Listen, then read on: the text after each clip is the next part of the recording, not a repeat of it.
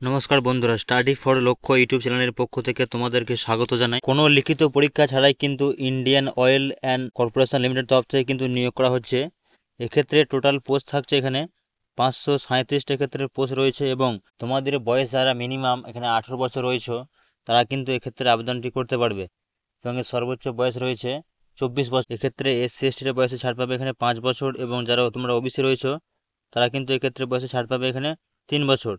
এবং তোমাদের এই যে কাজের জব লোকেশন সেটা থাকবে এক্ষেত্রে কলকাতা, হলদিয়া, শিলিগুড়ি, আসানসোল, বোলপুর এই সমস্ত জায়গায় কিন্তু তোমাদের এই যে জব লোকেশন কিন্তু থাকবে। তো এই যে আবেদন এর লাস্ট ডেট থাকছে 18ই সেপ্টেম্বর 2025। তো এই আবেদনটি তোমরা কিভাবে করবে এবং সবচেয়ে এখানে গুরুত্বপূর্ণ বিষয় হচ্ছে যেহেতু এখানে কোনো লিখিত পরীক্ষা হচ্ছে না, তাই এক্ষেত্রে কিন্তু গুরুত্বপূর্ণ ডকুমেন্টস লাগবে এবং মিনিমাম যে শিক্ষাগত যোগ্যতা সেটা হচ্ছে উচ্চ মাধ্যমিক পাস, অর্থাৎ 12 পাস করে তাহলে কিন্তু তুমি অবশ্যই এক্ষেত্রে আবেদনটি করতে পারবে। তো আবেদন করার সময় এক্ষেত্রে কি কি গুরুত্বপূর্ণ প্রয়োজনীয় ডকুমেন্টস তোমাকে সঙ্গে নিয়ে যেতে হবে ডকুমেন্ট ভেরিফিকেশনের সময় সেটা কিন্তু খুবই জরুরি। এবং যখন এর ভেরিফিকেশন যাওয়ার সময় কিন্তু যে সমস্ত বিষয়টা আমি আলোচনা করবো সেখানে কিন্তু অবশ্যই সময় করে নিয়ে যাবে। তো দেখে নেবো এর সম্পূর্ণ ডিটেলস নোটিফিকেশন। তুমি চ্যানেলে প্রথমে থাকলে চ্যানেলটিকে অবশ্যই সাবস্ক্রাইব করে রাখবে এবং ভিডিওটি ভালো লাগলে অবশ্যই লাইক করবে এবং তুমি কোথা থেকে বলছো অবশ্যই কমেন্ট করে জানাবে। এই যে নোটিফিকেশনটা তোমরা দেখতে পাচ্ছ এটা হচ্ছে ইন্ডিয়ান অয়েল কর্পোরেশন লিমিটেডের পাইপলাইন ডিভিশন থেকে কিন্তু এটা বার করা হয়েছে এবং এটা হচ্ছে গভর্নমেন্ট অফ ইন্ডিয়া কিন্তু আন্ডারটেকিং আন্ডারে কিন্তু এটা জবটা। তো এক্ষেত্রে এই যে নোটিফিকেশন সেটা প্রকাশিত হয়েছে 29/8/2025। এখানে টোটাল 7টা পেজ রয়েছে আর যে সমস্ত গুরুত্বপূর্ণ বিষয়গুলোর প্রয়োজন সেগুলো অবশ্যই তোমাদের সামনে তুলে ধরবো, তাই ভিডিওটি মনোযোগ সহকারে প্রথম থেকে শেষ পর্যন্ত কিন্তু দেখতে থাকবে। তা নাহলে কিন্তু তুমি এক্ষেত্রে আবেদন করার সময় কিন্তু ভুল ত্রুটি করে থাকবে এবং তুমি কিন্তু চাকরিটা পাবে না। তাই ভিডিওটি মনোযোগ সহকারে প্রথম থেকে শেষ পর্যন্ত দেখতে থাকো। ইন্ডিয়ান অয়েল যে কর্পোরেশন কোম্পানি এটা হচ্ছে একটা লার্জেস্ট কমার্শিয়াল কিন্তু একটা এন্টারপ্রাইজ কোম্পানি, যেখানে এক্ষেত্রে 500টা কোম্পানি এক্ষেত্রে অ্যাটাচ রয়েছে। তুমি ভারতবর্ষের যে কোনো রাজ্য থেকে কিন্তু তুমি আবেদনটি করতে পারবে এবং এক্ষেত্রে সমস্ত কিন্তু রিজন কিন্তু এখানে ভাগ করে দেওয়া আছে, প্রত্যেকটা রাজ্যের জন্য আলাদা আলাদা করে দেওয়া আছে। এবং তুমি যদি এক্ষেত্রে পশ্চিমবঙ্গের বাসিন্দা হয়ে থাকো তাহলে তোমার ক্ষেত্রে এক্ষেত্রে জব লোকেশন রয়েছে এখানে আসানসোল, বোলপুর, বজবজ, দুর্গাপুর, হলদিয়া, শিলিগুড়ি, কল্যাণী, কলকাতা, মাদারিহাট এবং মৌরিগ্রাম এবং রাজবাঁধ। এটা হচ্ছে ইস্টার্ন রিজিয়নের আন্ডারে পাইপলাইন এবং এক্ষেত্রে রয়েছে আসাম, বিহার, ঝাড়খণ্ড, উত্তরপ্রদেশ এবং পশ্চিমবঙ্গ। তো টোটাল এক্ষেত্রে ভ্যাকেন্সি হচ্ছে 156টি এবং যারা এখানে ওয়েস্টার্ন রিজিয়ন পাইপলাইন তার ক্ষেত্রে এখানে ভ্যাকেন্সি হচ্ছে এখানে 152টি। এভাবে কিন্তু প্রত্যেকটা রিজনের ক্ষেত্রে কিন্তু এখানে ভ্যাকেন্সি দিয়ে দিয়েছে, তুমি যে কোনো কিন্তু রিজনের আন্ডারে কিন্তু এটা আবেদনটি করতে পারবে।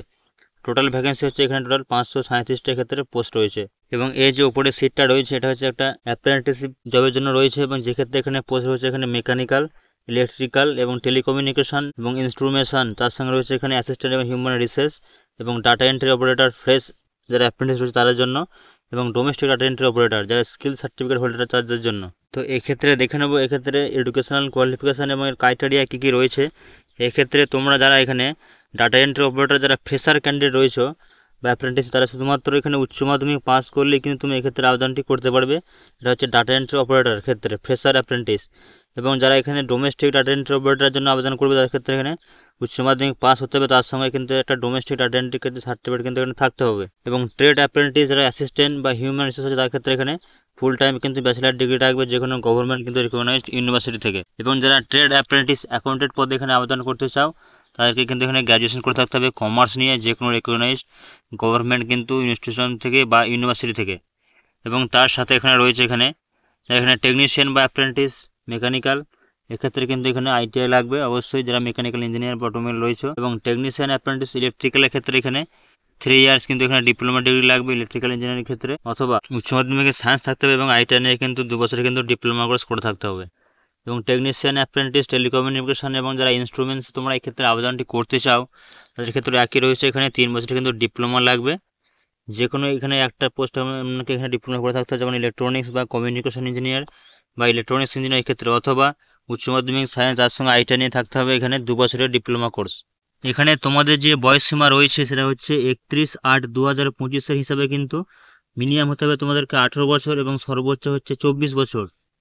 এবং এক্ষেত্রে যারা এখানে এসসি এসটি রয়েছে তারা এখানে বয়সে ছাড় পাবে এখানে 5 বছর এবং যারা ওবিসি ক্যান্ডিডেট তারা এখানে বয়স পাবে 3 বছর এবং তোমরা যারা পিডব্লিউডি ক্যান্ডিডেট রয়েছে তারা এখানে বয়সে ছাড় পাবে এখানে 10 বছর। এবং এক্ষেত্রে তোমাদের একটা ট্রেনিং করানো হবে অ্যাপ্রেন্টিসশিপ ট্রেনিং, যেখানে এখানে তোমাদের 12 মাস অর্থাৎ 1 বছরের জন্য তোমাদের কিন্তু এখানে একটা ট্রেনিং করানো হবে এবং প্রত্যেক মাসে কিন্তু তোমাদেরকে একটা স্টাইপেন্ড দেওয়া হবে যে অ্যাপ্রেন্টিস অ্যাক্ট কিন্তু 1961 বা 1971 নিয়ম অনুযায়ী তোমাদের কিন্তু একটা প্রত্যেক মাসে স্টাইপেন্ড দেওয়া হবে।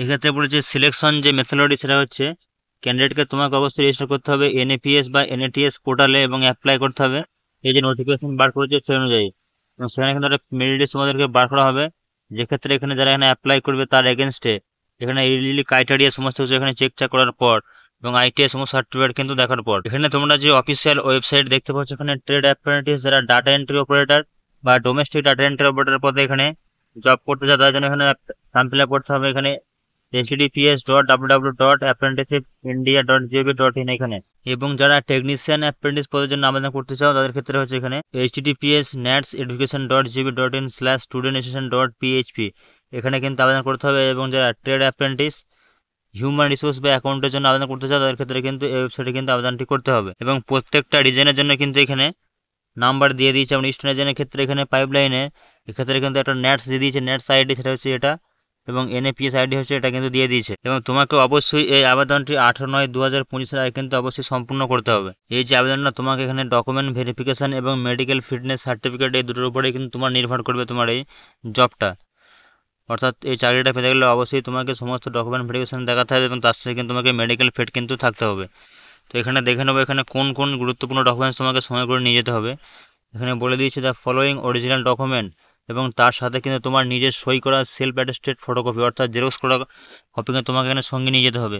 যেমন এখানে 1 নম্বরে বলেছে এখানে মাধ্যমিক স্ট্যান্ডার্ড বা ম্যাট্রিকুলেশন সার্টিফিকেট বা মার্কশিট যা আছে, যেখানে তোমার ডেট অফ বার্থ উল্লেখ করা আছে সেটা কিন্তু এখানে লাগবে অরিজিনাল এবং জেরক্স।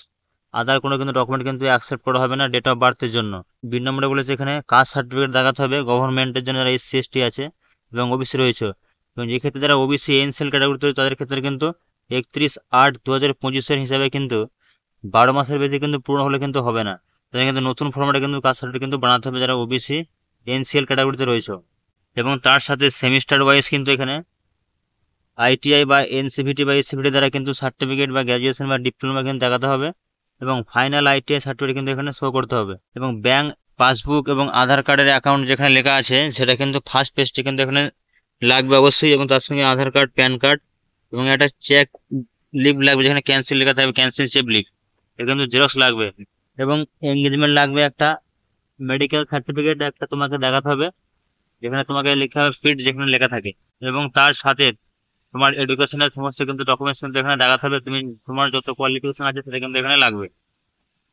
একটা ক্যান্ডিডেট শুধুমাত্র একটা ট্রেডের জন্যই কিন্তু আবেদনটি করতে পারবে, এবং যতক্ষণ না তুমি এই চাকরিটা পাচ্ছ এবং অ্যাপ্রেন্টিস ফর্ম ফিল আপ করার পর্যন্ত তোমার কিন্তু একটা সেম কিন্তু ইমেল আইডি কিন্তু লাগবে এখানে, রেজিস্টার্ড ইমেল আইডি এবং মোবাইল নাম্বার কিন্তু তোমাকে চেঞ্জ করলে হবে না যতক্ষণ পর্যন্ত তুমি এই অ্যাপ্রেন্টিস ট্রেনিংয়ের জন্য আবেদনটি করেছো, এবং সেখানে কিন্তু তুমি যখন সিলেকশন হবে সেখানে কিন্তু তোমাকে কিন্তু ইমেলের মাধ্যমে তোমাকে কিন্তু জানিয়ে দেওয়া হবে।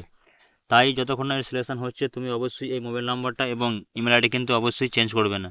এবং candidate shall be shortlisted for the panel cum merit list, এখানে কিন্তু তোমাদেরকে অনলাইন পোর্টালের মাধ্যমে জানিয়ে দেওয়া হবে, যে ক্ষেত্রে এখানে মেরিট লিস্ট বার করা হবে শুধুমাত্র তোমার ডকুমেন্ট ভেরিফিকেশন এবং মেডিকেল স্ট্যান্ডার্ড সার্টিফিকেট দিয়ে কিন্তু এটা বিবেচনা করা হবে।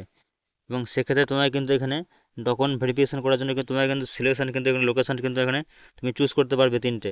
এই যে আবেদন সেটা শুরু হয়ে গেছে 29/8/2025 এবং লাস্ট ডেট হচ্ছে 18/9/2025।